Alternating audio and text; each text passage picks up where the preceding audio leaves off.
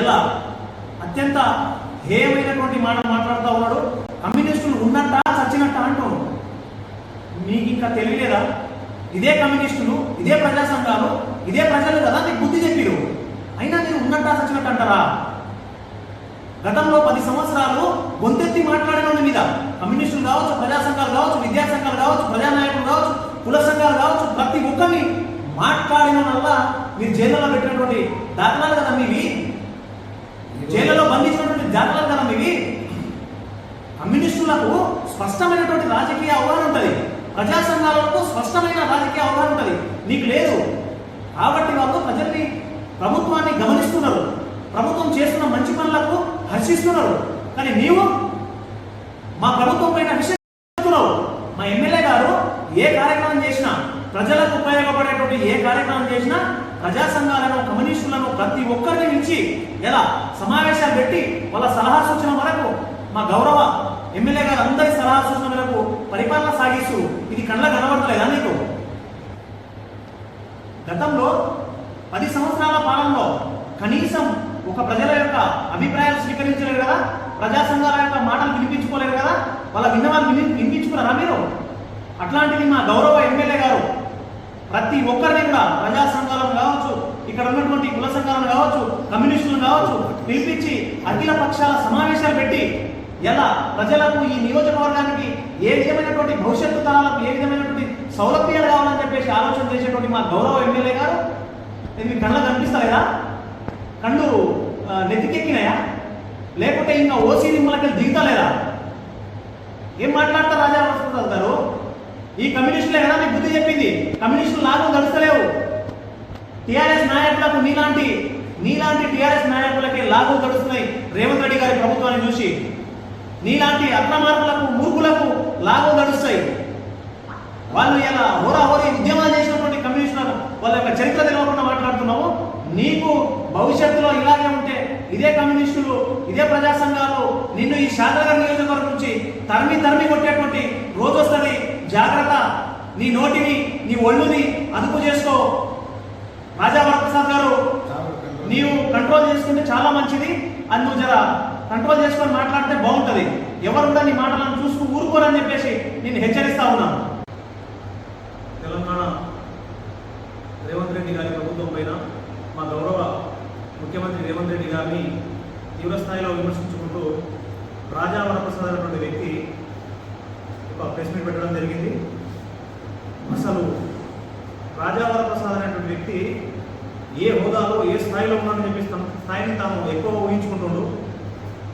ఆ నీల నిరంజన్ రెడ్డి గారి యొక్క దయాదార్శనాల వల్ల నువ్వు రాష్ట్రంలో ఒక నామినేటెడ్ పదవి తీసుకొని దాన్ని ఈరోజు రాష్ట్ర నాయకుడిని అని చెప్పి చలామణి అవ్వకుంటూ, నేను ఉద్యమకారులని చలామణి అయ్యుకుంటూ ఇలా అనేక రకాలైనటువంటి అవాకులు చవాకులు మాట్లాడుతున్నావు రాజా వరప్రసాద్. ఇది నీకు మంచి పద్ధతి కాదు. గతంలో నీవు ఈ షాద్నగర్ నియోజకవర్గంలో షాద్నగర్ పట్టణంలోనే ఒక కౌన్సిలర్గా నిలబడితే పట్టుమని 50 ఓట్లు కూడా రాలేవు నీకు. అట్లాంటిది నీవు ఇలా మా రాష్ట్ర ముఖ్యమంత్రి గౌరవ రేవంత్ రెడ్డి గారి పైన అవాకులు చవాకులు మాట్లాడుతూ ఇలా ప్రెస్ మీట్లు పెడతా ఉన్నావు. నీవు 10 సంవత్సరాల ప్రభుత్వంలో ఏనాడైనా ఇలా పాలమూరు రంగారెడ్డి ప్రాజెక్టు గురించి మాట్లాడినావా? గతంలో మీ ముఖ్యమంత్రి, మాజీ ముఖ్యమంత్రి కేసీఆర్ గారు మూసీ నదిని ప్రక్షాళన చేసి కొబ్బరి నీళ్లు తాగాలని చెప్పేసి చెప్పిన సందర్భాలు నీకు గుర్తులేవా? ఇంత సోయిదప్పి మాట్లాడుతున్నావా? మా ముఖ్యమంత్రి గారు భవిష్యత్తు తరాలను, హైదరాబాద్ యొక్క ఔన్నత్యాన్ని పెంచడానికి, భవిష్యత్ తరాలను కాపాడడానికి, పర్యావరణం కాపాడడానికి, ప్రజల యొక్క భవిష్యత్తును ఉద్దేశం పెట్టుకొని, దృష్టిలో పెట్టుకొని మూసీ ప్రక్షాళన చేస్తున్నారు. బీఆర్ఎస్ నాయకులారా, ఈ రాజా వరప్రసాద్కి కొంచెం ఓసీ ప్రక్షాళన చేయండి. ఈయన ఓసీ లాగిన మత్తులో ఆ మూసీ గురించి మాట్లాడకుండా లేకపోతే ఇంకా జలసేపు ఏం మాట్లాడుతుందో అర్థం కానటువంటి పరిస్థితి ఉన్నది. ఇంకా మీకు సిగ్గుశరం రాలేదా?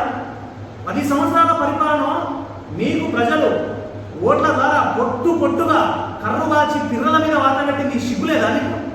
ఏం మాట్లాడుతున్నావు? మా ముఖ్యమంత్రి గారి గురించి, మా ప్రభుత్వం గురించి, మా ప్రజల ప్రభుత్వం గురించి మాట్లాడతావా?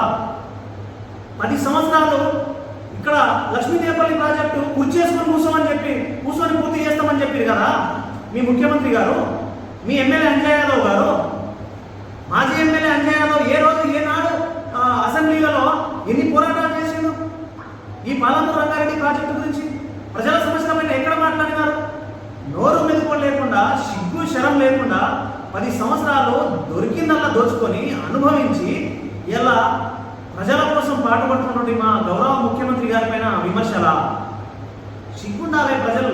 ఇంత బుద్ధి చెప్పినా మీకు ఇంకా జ్ఞానం రాలేదా? జ్ఞానంతో మాట్లాడు రాజా.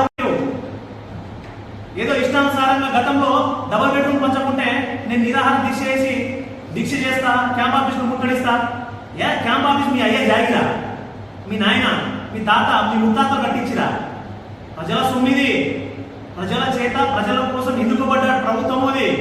ప్రజల సొమ్ముతో నిర్మించినటువంటి క్యాంప్ ఆఫీస్ ఇది. క్యాంప్ ఆఫీస్ లో మాట్లాడే అర్హత లేదంటావా? ఏ అర్హతతో మాట్లాడుతున్నాను? ప్రజల కోసం కట్టినటువంటి బిల్డింగ్ ఇది.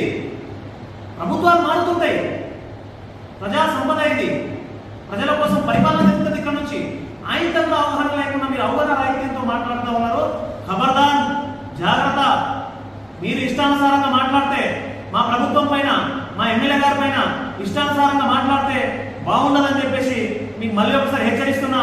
గతంలో 10 సంవత్సరాలు ఈ రాష్ట్రంలో, ఈ నియోజకవర్గంలో అంతిందల్లా దోచుకొని మాట్లాడే వాళ్ళ మీద రౌడీ షీట్లు, మాట్లాడే వాళ్ళ మీద కేసులు పెట్టించిన వాళ్ళు మీ గౌరవ మాజీ ఎమ్మెల్యే అంజయ్ యాదవ్ గారు. వారి సుపుత్రులు కదా?